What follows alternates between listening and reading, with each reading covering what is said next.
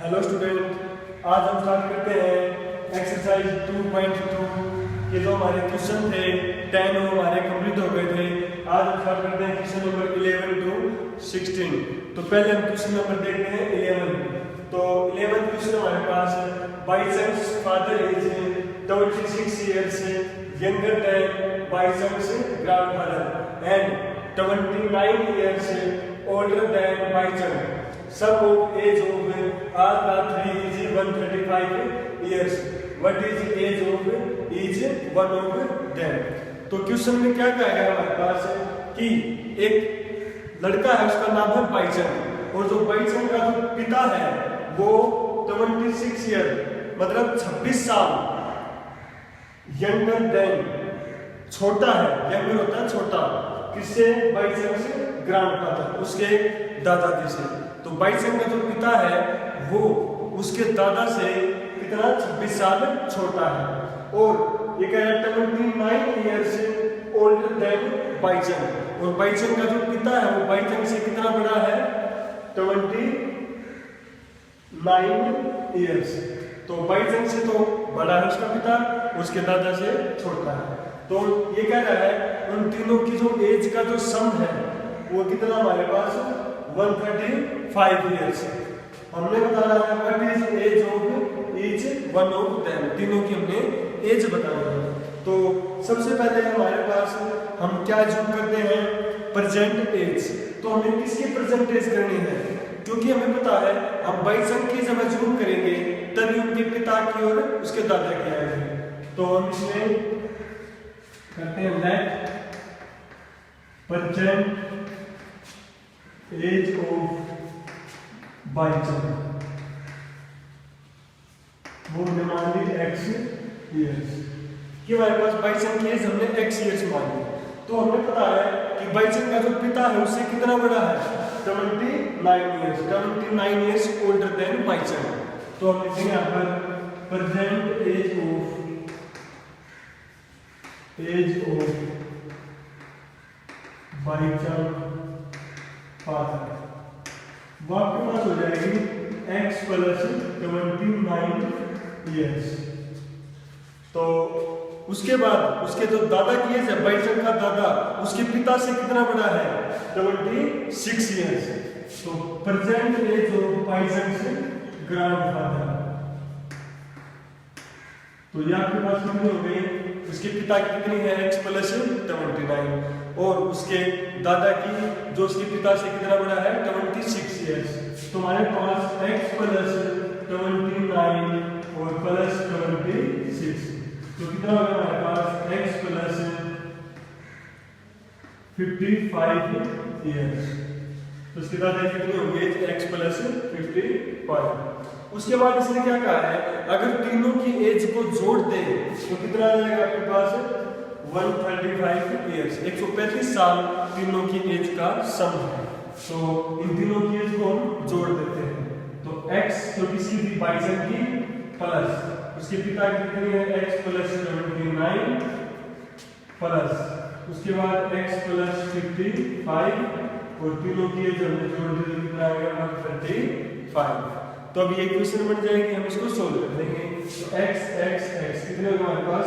3x plus 29 और 55, ये हमारे पास होगा 9 और 5 14, कैरी 1 5 और 7 और 8 इक्वल टू 135। तो 3x इक्वल टू 135, ये तो जाके माइनस का 84। तो 3x इक्वल टू ये हमारे पास बच गया 1, और ये बच हमारे पास 51। तो x इक्वल टू 51 अपॉन 3 से हम काट देंगे, कितने हमारे पास? ये 17 पे। तो हमारे पास x की वैल्यू कितनी आ गई? 17। तो हमने x किसको माना था? बाइसन की परसेंटेज। तो परसेंटेज बाइसन कितनी थी? x थी, तो x कितना है हमारे पास? 17। तो बाइसन परसेंटेज एज कितना है हमारे पास? 17 years।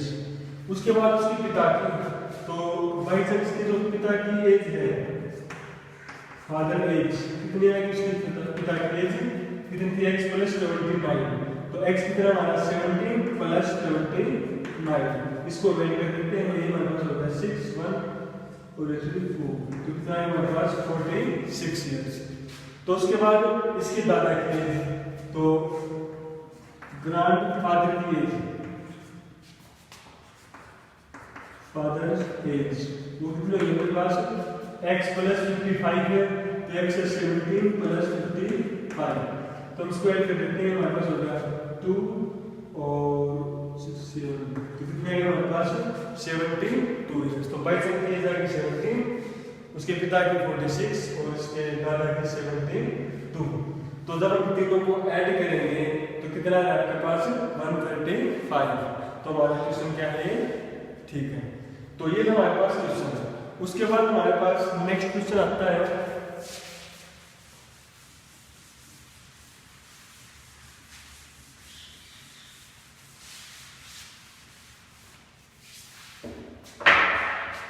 नेक्स्ट क्वेश्चन आपके पास 15 years from now, 15 years from now, Ravi's age will be 4 times his present age. What is Ravi's present age? ये कह रहा है 15 years from now, from now अगर आ जाए तो इसका मतलब बाद की बात कर रहा है, भविष्य के बारे में। तो ये कह रहा है 15 साल के बाद, अब से, फिलहाल जो प्रेजेंट है, अब से 15 साल के बाद रवि की जो एज है वो कितनी, विल बी आ रहा है तो फ्यूचर की बात कर रहा है, विल बी 4 टाइम्स, कितनी 4 टाइम्स, 4 टाइम्स का मतलब होता है गुणा, तो 4 times is present age. What is Ravi की प्रेजेंट एज?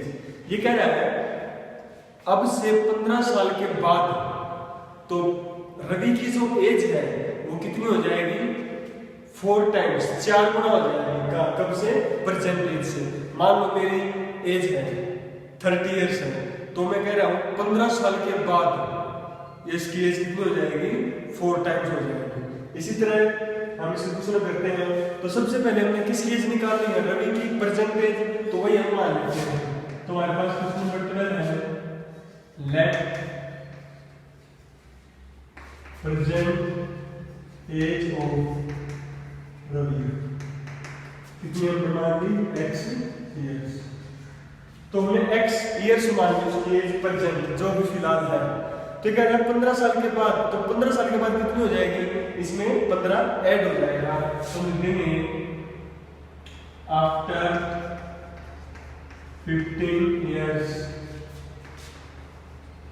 रवि एज कितनी हो जाएगी आपके पास, x प्लस 15 इयर्स, तो x प्लस 15 होगी। उसके बाद इसने क्या कहा है कि 15 साल के बाद जो इसकी एज हुई है, 15 साल के बाद जो एज है वो इसकी प्रेजेंट कौन सी है, x, उसकी कितनी हो जाएगी, 4 का। तो इसके समय सबसे पहले क्या करना है, मैं आपको बता देता हूं कि हमने ना पहले x प्लस 15 रख दिया या x रख दिया, x रख दो, इक्वल का निशान लगा दो और x प्लस 15। अब आपको सीधा दिख रहा है कौन सी बड़ी है, x प्लस 15, और इक्वल का निशान है, पर इक्वल का निशान तभी आता है जब दोनों इक्वल हो।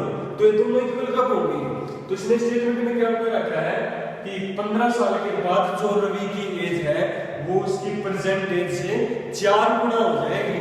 तो अगर मैं इसको 4 से गुणा कर दूं, अब ये क्या हो जाएगी, इक्वल हो जाएगी। यही बात इसमें हमने समझनी थी कि 15 साल के बाद जो एज है रवि की वो उसकी प्रेजेंट एज की 4 गुना हो जाएगी। तो 15 साल के बाद ये जो किसकी और प्रेजेंट एज कितनी थी, x, उसकी 4 गुना। अब ये क्या होगी, इक्वल हो गई है। अब हम इसको सोल्व कर देंगे, तो हम x को इधर लेके आएंगे, तो 4x माइनस का x इज इक्वल टू 15, और ये बच गया अपने पास 3x is equal to 15, x कितना आएगा अपने पास 15/3, ये करके हमारे पास 5 पर, तो x कितना आएगा हमारे पास 5। तो हमें क्या निकालना था, परसेंटेज x निकालनी थी, तो x कितना आएगा हमारे पास 5। तो हम लिखते हैं यहाँ पर परसेंट एज ऑफ रवि कितनी होगी, 5 इयर्स। तो देखो अगर हमने ये पता करना है कि हमारा आंसर ठीक है नहीं है, तो हम पता कर सकते हैं। जैसे आपके पास परसेंटेज कितनी थी, x 5, 15 साल के बाद कितनी हो जाएगी, मैं इसमें 15 ऐड कर देता हूँ तो कितनी हो गई, 20 हो गई। अगर इसमें 15 ऐड कर देता हूँ तो पास है 20 हो गई। तो देखो 15 साल के बाद 20 हो गई। अब ये परसेंटेज की कितनी गुना है, 4 गुना है ना, इसको मैं 4 से गुना करूंगा तभी आएगी। तो इसका मतलब हमारा क्वेश्चन क्या है, या फिर आप ये कर सकते हो इस इक्वेशन में x की जगह पे 5 रख लो, अगर दोनों इक्वल आते हैं तो हमारा आंसर क्या है, ठीक है। तो रखते हैं 4 into में 5 इक्वल टू 5 प्लस में 15, तो कितना आएगा हमारे पास ये 20 इक्वल टू 20। तो हमारा क्वेश्चन क्या है, ठीक है। तो ये था हमारे पास क्वेश्चन नंबर 12। नेक्स्ट क्वेश्चन देखते हैं।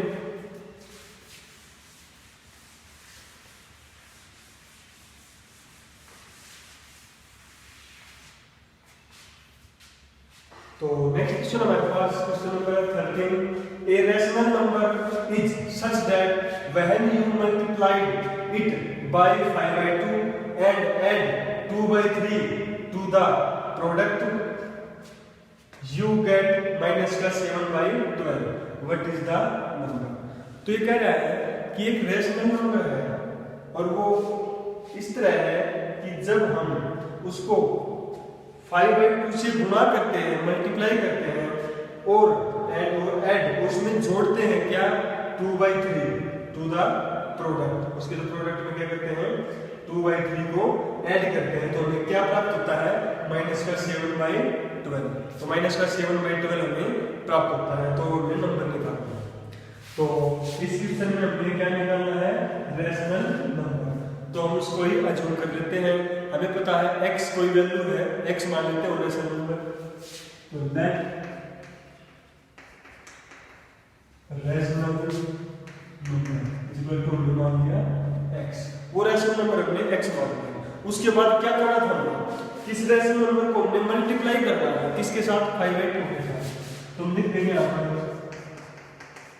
Multiply number by 5/2। तो 5/2 को गुणा करेंगे इसके साथ, कितना हो जाएगा 5/2x या 5x/2। x है जो हमारे पास है, ऊपर वाले जो वैल्यू है उसके साथ मल्टीप्लाई होता है। उसके बाद क्या करना है, कह रहा है जो प्रोडक्ट आई उनकी गुणा, उसमें क्या ऐड करना है, 2/3। तो लिखेंगे यहाँ पर ऐड 2/3 टू प्रोडक्ट। तो 5x है हमारे पास, अपॉन में 2 प्लस करके आप इसमें 2/3, तो ये हम इसमें प्लस कर देंगे। और उसके बाद हमने क्या करना है इसमें, ये कह रहा है यू गेट, हमें क्या मिलता है ऐड करने के बाद, माइनस का 7। इसका मतलब 5x/2 प्लस 2/3 जब हमने ऐड किए तो हमें मिला 7/12, माइनस का 7/12। तो हमने x निकालना, तो उसको सोल्व करते हैं।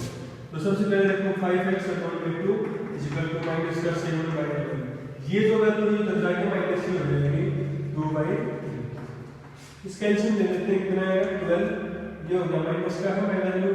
तो ये हमारे पास 7 माइनस 3 से 4 पे, और जिससे ये डिवाइड होता है उससे ऊपर वाले की मल्टीप्लाई होती है। तो 4 से डिवाइड होगा तो 4 2 8, ये हो गया माइनस का 15 अपॉन में 12। उसके बाद हमारे पास था 5x, अभी 2 डिवाइड में उधर जाके मल्टीप्लाई होगा, तो माइनस का 15/12 और ये 2 मल्टीप्लाई हो गया। और x हमने निकालना है, तो 5 मल्टीप्लाई में तो डिवाइड में आ जाएगा, माइनस का 15/12 मल्टीप्लाई 2 और डिवाइड में आएगा 5। अब जो कटता है उसको काट देते हैं, 2 से कट गया 6 पे और 5 से कट गया 3 पे, तो हमारे पास फिर 3 से कट गए 2 पे। तो कितना नंबर आ गया आपके पास, माइनस ऊपर बच गया 1 और डिवाइड में 2। तो ये आपके पास x का आ गया माइनस का 1/2। ये हमारे पास वो नंबर आ गया है जो हमने निकालना था। तो स्टेटमेंट के हिसाब से चलते जाएंगे और क्वेश्चन को सोल्व करते जाएंगे। अब हमारे पास है नेक्स्ट क्वेश्चन।